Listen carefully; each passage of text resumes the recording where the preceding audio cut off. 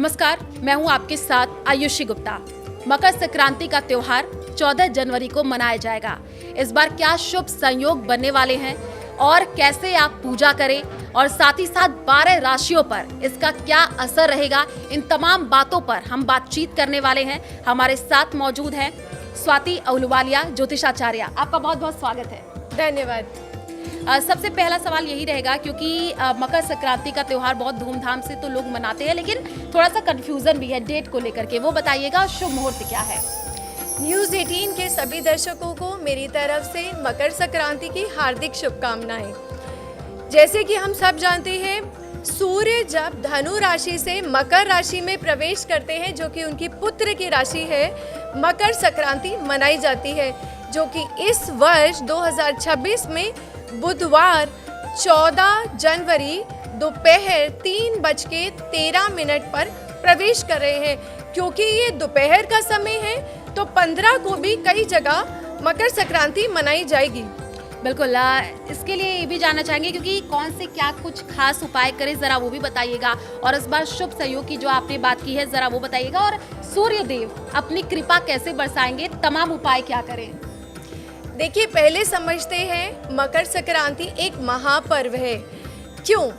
क्योंकि संक्रांति का शाब्दिक अर्थ है परिवर्तन। जब सूर्य एक राशि से दूसरी राशि में प्रवेश करते हैं, तो वो मकर संक्रांति कहलाई जाती है। उस हिसाब से 12 राशि और 12 संक्रांति।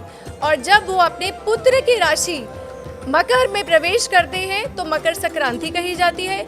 ये उत्तरायण का समय होता है और ये समय वो है जहाँ पर शुभ काम की शुरुआत होती है।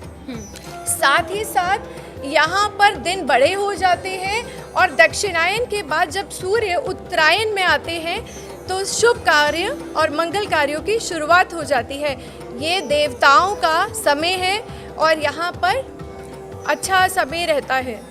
बिल्कुल, आपसे एक और सवाल जानना चाहेंगे, क्योंकि देखिए मकर संक्रांति पर स्नान का बहुत खास महत्व होता है, तो वो ज़रा समय बताइएगा कि कितने बजे स्नान करना चाहिए।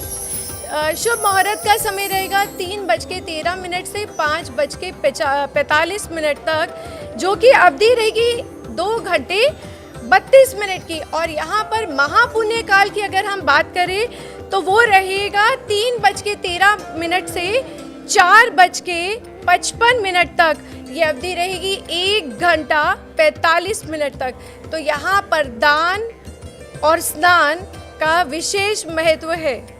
बिल्कुल, क्योंकि स्वाति जी आपने जैसे कि बताया भी कि दान का भी विशेष महत्व होता है और उस दिन लोग दान पुण्य करते हैं। हम देखते हैं किस तरीके से सुबह उठ जाते हैं, तो उसके बाद से मंदिरों में भी लोग जाते हैं और बहुत सारी ऐसी चीज़ें होती हैं जिसको चढ़ाते भी हैं, उसके बाद से पुजारी को भी दान में देते हैं। तो ज़रा बताइएगा कि दान में ऐसी क्या क्या चीज़ें देनी चाहिए ताकि कृपा बरसी रहे।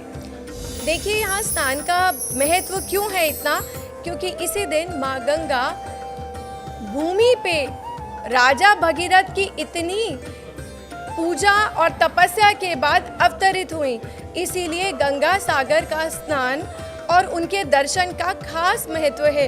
ये पुण्यकारी समय, और यहाँ तक ये भी कहा जाता है कि ये अनंत काल का समय आपको मोक्ष प्रदायिनी है। बिल्कुल, क्योंकि आपने इतने अच्छे तरीके से बताया मकर संक्रांति को लेकर के कि सुबह आप उठे तो किस तरीके से स्नान करें, किस तरीके से पूजन करें, क्योंकि इस दिन जिस कलर के आप कपड़े पहनते हैं उसका भी खास महत्व होता है। तो वो भी बताइएगा कि कौन सा कलर पहने जो कि शुभ हो। देखिए, विक्रम संवत के हिसाब से अगर हम देखें तो यहाँ पर गुरु का साल है, तो पीले वस्त्र का विशेष महत्व रहेगा इस दिन भी, क्योंकि उस दिन षटतिला एकादशी भी है, जो कि नारायण भगवान का प्रिय दिन है। तो आप उस दिन पीले रंग के वस्त्र धारण करें और स्नान करते समय आप सुबह जब भी आप स्नान करें, अगर आपके लिए ये पॉसिबल नहीं है कि आप किसी नदी या गंगा में स्नान करें, तो आप ऐसा भी कर सकते हैं कि अपने घर में कुछ तिल और गंगा जल को अपने पानी में मिलाएं और आप स्नान करें। बिल्कुल, क्योंकि स्नान किया जाता है, उसके बाद से पूजन का भी हम देखते हैं किस तरीके से लोग करते हैं। और अमूमन देखा है कि क्योंकि मैं भी यूपी से हूँ, तो वहाँ पर क्या होता है, गोरखनाथ में खिचड़ी चढ़ाने का भी एक आपने देखा है रिवाज होगा, उसके बारे में ज़रा बताइएगा। देखिए, मकर संक्रांति को स्नान, दान और खिचड़ी के लिए प्रचलित है। यहाँ पर अलग अलग प्रांत में, जैसे अगर हम तमिलनाडु में देखें, दक्षिण भारत में ये पोंगल के नाम से, वहीं असम में ये माघ बिहू के नाम से, उत्तर प्रदेश और बिहार में यहाँ पर, क्योंकि यहाँ पर फसल की कटाई होती है, तो आप उसे खिचड़ी बनाना और खिचड़ी खिलाने के से प्रचलित है। और वही राजस्थान में पतंग उड़ाने के उत्सव से आप इसको देखते हैं। बिल्कुल, क्योंकि हमने देखा अलग अलग जगहों पर अलग अलग तरीके से इस त्योहार को मनाया जाता है। जैसे आपने बताया राजस्थान में पतंग उड़ाया जाता है, और यूपी में, बिहार में आप देखिए कि चूड़ा दही का भी रिवाज है, उस दिन लोग खाते हैं। यूपी में हमने देखा किस तरीके से खिचड़ी बनता भी है, तो अलग अलग चीज़ें वहाँ पर रहती हैं। अब आपसे जानना चाहेंगे, क्योंकि राशि अनुसार अब हम बात कर लेते हैं कि किस तरीके से वो दान करें ताकि उनकी किस्मत चमक जाए। तो पहले हम 3 राशियों की बात कर लेते हैं, मेष, वृष और मिथुन। थोड़ा थोड़ा करके बताइएगा। देखिए, उससे पहले मैं आपको ये बताना चाहूँगी कि ये महापर्व इस बार कुछ खास संयोग लेकर आ रहा है, क्योंकि यहाँ पर शर्तिला एकादशी भी उस दिन पड़ रही है, उसके साथ माघ मास और अमृत सिद्ध योग, साथ ही सर्वार्थ सिद्धि योग, जो कि एक त्रिवेणी संगम बनाता है। तो यहाँ पर आपके दान पुण्य का फल भी तिगुना ही आपको मिलेगा। तो आप कोशिश करिए, यहाँ पर जितना आप दान करते हैं तो वो अक्षय है। यहाँ पर स्वाति जी, अब बात कर लेते हैं राशियों के अनुसार कि आखिर वो क्या कुछ खास उपाय करें ताकि उनकी किस्मत चमके, और कैसे वो पूजा करें, उपाय भी बताइएगा। हम पहले 3 राशियों के बारे में बात कर लेते हैं, मेष, वृष और मिथुन। देखिए, अगर हम मेष राशि वालों की बात करें तो ये समय उनके लिए आर्थिक स्थिति के हिसाब से बहुत ही अच्छा समय है। साथ ही अगर वो कुछ निवेश करना चाहते हैं तो वो लॉन्ग टर्म निवेश कर सकते हैं, उनके लिए इस साल शॉर्ट टर्म निवेश के लिए नहीं है। साथ ही साथ यहाँ पर अगर उनका भूमि से या घर या वाहन से कोई भी जुड़ा हुआ काम अब तक रुका हुआ था तो वो बनने के लिए तैयार है। तो ये समय उनके लिए निवेश के हिसाब से बहुत ही शुभ है। यहाँ पर उनको ध्यान केवल ये रखना है कि इन्वेस्टमेंट वो केवल लॉन्ग टर्म करें। ओके। उपाय की भी बात कर लेते हैं। उपाय के लिए आप उनको सूर्य देव की उपासना करें। ओम क्रीणी सूर्याय नमः या फिर गायत्री हवन आप एक बार ज़रूर कराएं। यहाँ पर उनको कंबल, रेवड़ी का दान उनके लिए अति शुभ रहेगा। बिल्कुल, तो हमने बात करी है राशियों को, और आगे भी हम राशियों की बात करेंगे, तो ज़रा उसके बारे में भी बताइएगा कि किस तरीके से वो पूजन करें उस दिन। देखिए, बात करते हैं वृषभ राशि की। वृषभ राशि वालों के लिए 2025 से भी अच्छा समय 2026 है, क्योंकि ये बड़ी अचीवमेंट्स और बड़े अपॉर्चुनिटीज़ लेकर उनके लिए आ रहा है। यहाँ पर उनको दुर्गा पूजा ज़रूर करें वो यहाँ पर, साथ ही साथ वो फॉरेन अपॉर्चुनिटीज़ दिखाई दे रही है, कुछ विदेश यात्रा दिखाई दे रही है उनके लिए, तो ये समय उनके लिए बहुत अच्छा है। उनको श्री सुक्तम का पाठ करना चाहिए इस समय। साथ ही साथ वहाँ पर केसर युक्त अगर वो खीर का दान करें तो वो अति उत्तम रहेगा। और मिथुन राशि के बारे में ज़रा बताइएगा। मिथुन राशि वालों के लिए ये समय बहुत अच्छा है, पर यहाँ पर थोड़ा सा उनको स्वास्थ्य संबंधित कुछ परेशानियों को देखा जा सकता है। यहाँ पर उनको ध्यान इस बात का रखना है कि अगर वो कुछ इन्वेस्टमेंट चाहते हैं तो वो जून के बाद ही अपना निवेश करें।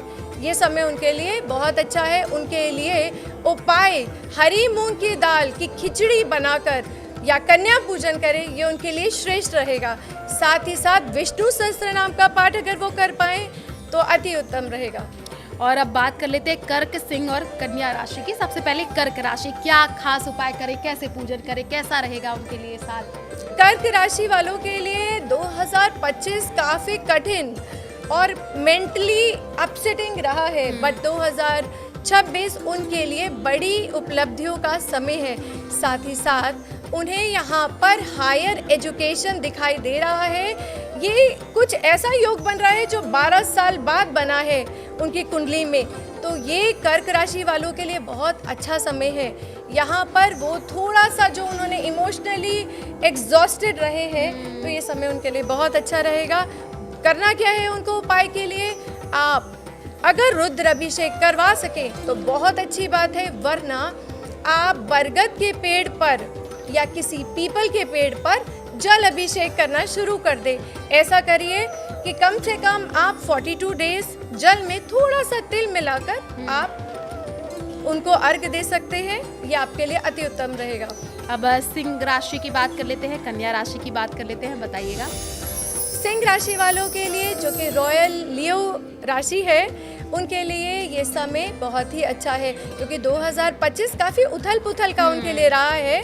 2026 में उन्हें बड़ी उपलब्धियां दिखाई दे रही हैं, साथ ही साथ उनकी visibility eight their work place दिखाई देती है, एक्नॉलेजमेंट दिखाई देती है, क्योंकि लियो एक प्रकाश की राशि है, जिसे कहते हैं सिंह राशि है। तो अग्नि तत्व की इस राशि को यहाँ पर नेम और फेम मिलता नजर आ रहा है।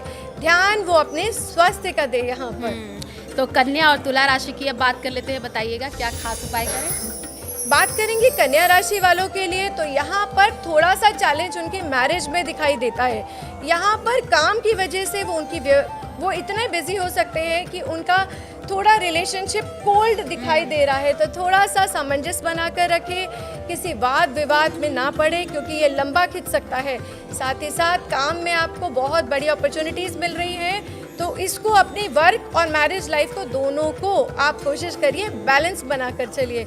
उनके लिए विष्णु सहस्त्रनाम ओम नमो भगवते वासुदेवाय नमः का जाप बहुत ही श्रेष्ठ रहेगा। साथ ही साथ उनको अगर हो सके तो एक कंबल का दान या किसी गर्म कपड़े का दान वो ज़रूर करें इस मकर संक्रांति में। बिल्कुल, क्योंकि दान पुण्य का खास महत्व भी है। और अब बात कर लेते हैं और राशियों के बारे में। तुला, वृश्चिक, धनु राशि के बारे में भी बताइएगा, वो क्या खास उपाय करें। वृश्चिक राशि वालों ने बहुत समय से मेहनत करी है और यहाँ पर उनकी मेहनत रंग लाती हुई नजर आ रही है। यहाँ पर उनको कुछ प्रेम संबंध भी दिखाई दे रहे हैं, कुछ नए यहाँ शादी का उनका योग दिखाई दे रहा है। कर्क राशि वालों के लिए भी और वृश्चिक राशि वालों के लिए भी ये समय शादी और मांगलिक कार्यों को भी दिखाता है यहाँ पर। तो बात कर लेते हैं यहाँ पे वृश्चिक राशि के उपाय के लिए। तो अगर वो संभव हो अपनी क्षमता के अनुसार तो हनुमान जी को चोला चढ़ाए, ये अति शुभ रहेगा। देखिए, मकर संक्रांति एक ऐसा समय है, यहाँ दान पुण्य का विशेष महत्व रहता है। यहाँ पर किया हुआ हर दान अक्षय समान है, कई गुना आपको पुण्य प्रदान करने वाला है। तो ये कोशिश करें कि आप हनुमान जी की सेवा करें और लाल चंदन का टीका अगर लगा सके तो वो ज़रूर लगाएं। बिल्कुल। और धनु, मकर और कुंभ राशि के लिए बताइएगा, कैसा उनको किस तरीके से पूजा करना चाहिए, क्या खास उपाय करना चाहिए। देखिए, धनु राशि की बात करें तो उनकी शनि की ढैया भी चल रही है, तो ये समय सूर्य देव की उपासना और शनि देव की उपासना का है। यहाँ पर अगर किसी की कुंडली में शनि के साढ़े सती या सूर्य नीच राशि में बैठे हैं या ग्रहण दोष बना रहे हैं, तो ये समय बहुत अच्छा है। अब बात करते हैं फिर से धनु राशि की, क्योंकि उनकी शनि की ढैया चल रही है, तो उनके लिए खिचड़ी का दान करना अति शुभ है। और यहाँ से उनकी जो समस्याएं रुकी हुई चल रही हैं, वहाँ पर आपको जून में आगे बढ़ती हुई दिखाई देंगी और साल के अंत तक उनको बहुत रिलीफ मिलता हुआ नजर आ रहा है। बिल्कुल। अब बात कर लेते हैं मकर, कुंभ, मीन राशि की, क्योंकि समय हमारे पास बहुत कम है, तो शॉर्ट में ही बताइएगा क्या खास उपाय करें। मकर राशि वालों के लिए ये समय बहुत अच्छा है, क्योंकि उनकी शनि की साढ़े सती उतर चुकी है और यहाँ पर उनके लिए निवेश के लिए, आर्थिक धन के लिए ये समय बहुत ही अच्छा है। और आप यहाँ पर किसी भी तरीके का यात्रा से आप कोई भी काम अगर आप यात्रा कर पाएँ तो ये आपके लिए बहुत अति शुभ रहेगा। वहीं बात कर लेते हैं कुंभ राशि के लिए, कुछ खर्चे बढ़ते हुए नजर आ रहे हैं। खर्चों पे अपने नियंत्रण रखिएगा, क्योंकि अचानक से कुछ खर्चे दिखाई दे रहे हैं यहाँ पर। साथ में आपको कुछ ना कुछ घर में थोड़ी सी समस्या, वाद विवाद की स्थिति बन सकती है, पर अच्छी बात यह है कि अगर कहीं कोर्ट लिटिगेशन का कोई प्रोसेस में आप हैं तो वो भी वहाँ पर आपका क्लोजिंग पर रहेगा, तो ये उनके लिए अच्छा रहेगा। कुंभ राशि वालों के लिए अगर एक उपाय है तो वो काले तिल ज़रूर दान करें। और आप जल में जब भी आप नहाएं, आप ज़रूर थोड़े से जल के अंदर काले तिल मिलाकर ज़रूर नहाएं। ऐसा आप कम से कम 42 डेज करें। ओके, तो चलिए आपने बहुत अच्छे तरीके से बताया। अब लास्ट मीन राशि के बारे में बात कर लेते हैं, वो क्या खास उपाय करें, किन बातों का विशेष ध्यान रखें? देखिए, मीन राशि के लिए ये समय थोड़ा सा कठिन है, क्योंकि यहाँ पर उनकी शनि की 7.5 भी चल रही है, तो उनको करना कुछ नहीं है। जून में उनको भी रिलीफ मिलता नज़र आ रहा है। आपको करना यहाँ पर ये है कि थोड़ी सी रेवड़ी, थोड़ी से गज्जक, थोड़ी सी खीर और कंबल आप इस तरीके से किसी भी ज़रूरतमंद, यहाँ तक कि आप सुयोग ब्राह्मण को भी दे सकते हैं। उनके लिए मैं यहाँ पर ये भी कहूँगी कि पंछी को दाना और हरी घास का चारा अगर वो गाय को खिला पाएँ तो ये भी उनके लिए अति उत्तम रहेगा।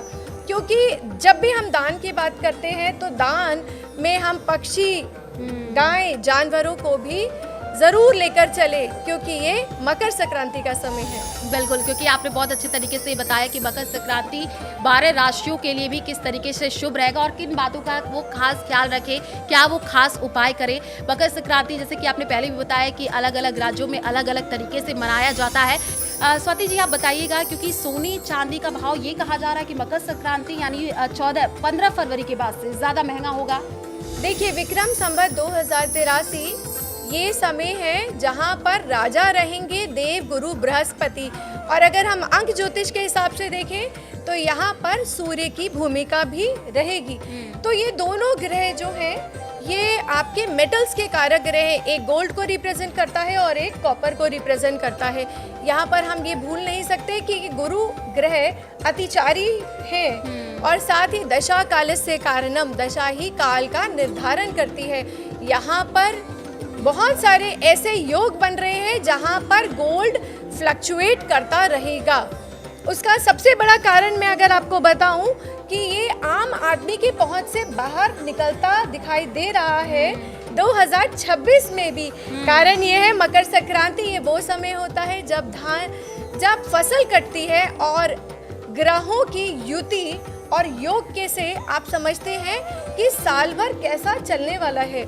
जब यहाँ पर मंगल में राहु की दशा, अंतरदशा शुरू होगी और पहला सूर्य ग्रहण 17 फरवरी को लगेगा, तो वहाँ से गोल्ड फिर से एक राइज लेने वाला है। ओके, ये ऊपर तब तक जाएगा जब तक वो गुरु ग्रह अपनी उच्च राशि कर्क में 1 जून तक नहीं आते। जब 1 जून को फिर वो पुष्य नक्षत्र में पहुंचेंगे तो फिर राइज आएगा। इस तरीके से अगर आप निवेश करना चाहते हैं, पर लॉन्ग टर्म निवेश की मैं बात कर रही हूँ, तो ये समय आपके लिए बहुत अच्छा है। क्योंकि हमने देखा किस तरीके से 2025 में भी काफ़ी लोगों ने देखा कि सोना चांदी भाई जल्दी जल्दी महंगा हो रहा है, उसको खरीद लो, रख लो। अब क्या 2026 में जैसे कि हम यही बात करें कि 15 फरवरी के बाद से काफ़ी ज़्यादा उछाल देखने को मिलेगा, तो सही समय क्या है इन्वेस्टमेंट का? देखिए, ये डिपेंड करता है। Gold fight inflation like a warrior. इसका अर्थ ये है कि आपको पहले ही समझना है कि आप ट्रेडिंग करना चाहते हैं कि आप इन्वेस्टर हैं। अगर आप लॉन्ग टर्म के लिए करना चाहते हैं तो ये बहुत अच्छा है। अगर आप शॉर्ट टर्म के लिए आप इन्वेस्ट करके कुछ फ्लक्चुएशन के बाद आप उसको स्क्वायर ऑफ करना चाहते हैं तो ये समय अच्छा नहीं है। क्योंकि आप यहाँ पर हम आपको ये बताना चाहें कि आप किस समय खरीदें, क्योंकि ये तो ऑल टाइम हाई ही जा रहा है। यहाँ पर थोड़ी सी करेक्शन आपको दिसंबर में देखने को मिलेगी, जब गुरु ग्रह अश्लेषा नक्षत्र में जाएंगे। वहाँ पर 15-20% की आपको करेक्शन देखने को मिलेगी। पर उससे पहले आप कितना भी बाय कर लें, क्योंकि आगे आगे ये समय आपको राइज ही देता हुआ नज़र आ रहा है। अगर आपने इस समय खरीद भी लिया इस हायर प्राइस पर भी, तो भी 15-20% अगर करेक्शन होगा तब भी आपको लाभ ही देकर जाएगा। साथ ही साथ 2027 में जब ये नवंबर में गुरु ग्रह सूर्य की राशि सिंह राशि में प्रवेश करेंगे, आप ऑल टाइम हाई को देखें। तो यहाँ पर बात ये है कि आप अगर लॉन्ग टर्म में इन्वेस्ट करना चाहते हैं तो आप आंख बंद करके इन्वेस्ट कर सकते हैं, बट अगर आप शॉर्ट टर्म में इन्वेस्ट करना चाह रहे हैं तो आपको बहुत ज़्यादा आपको लाभ नहीं रहेगा। उम्मीद यही करते हैं कि दर्शकों को ये पॉडकास्ट बहुत ज़्यादा पसंद आएगा और जब वो उसको देखेंगे तो उस तरीके से फॉलो करेंगे तो विशेष कृपा मकर संक्रांति पर बनी रहेगी। आपका बहुत बहुत शुक्रिया हमारे साथ जुड़ने के लिए। हमारे इस खास पेशकश में इतना ही। हमें दीजिए इजाज़त। नमस्कार। धन्यवाद।